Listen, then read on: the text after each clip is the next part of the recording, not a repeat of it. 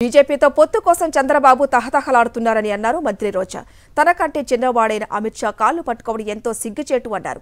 ఎంతమందితో పొట్టు పెట్టుకున్నా చంద్రబాబు ప్రతిపక్షానికి పరిమితమవుతాడన్నారు. సీఎం జగన్మోహన్ రెడ్డి ఆశీస్సులతో మళ్లీ నగరం నుంచే పోటీ చేస్తానన్నారు మంత్రి. అధికారంలో రావాలన్న తాపత్రయంతో అధికార కాంక్షతో ఎంత దిగజారిపోతున్నాడో అందరూ గమనిస్తున్నారు. తిరుపతికి వచ్చినప్పుడు ఏ విధంగా చెప్పులు రాళ్ళు అమిత్ షా కారు మీద వేయించారో అందరూ గుర్తుపెట్టుకున్నారు. అమిత్ షా అయితే బాగా గుర్తుపెట్టుకొని ఉంటారు. అలాంటి వ్యక్తి ఈరోజు తనకన్నా వయసులో చిన్నైనా పర్లేదు కానీ తనకి సపోర్ట్ చేస్తే చాలు మోడీ దగ్గర అన్నట్టుగా ఆయన కాళ్ళు మొక్కే స్థాయికి దిగజారిపోయాడు. ఇంతకన్నా పొలిటికల్గా మనిషిగా ఎవరు కూడా దిగజారలేరు. 3 సార్లు ముఖ్యమంత్రిగా చేశాడు, వయసులో పెద్దవాడు.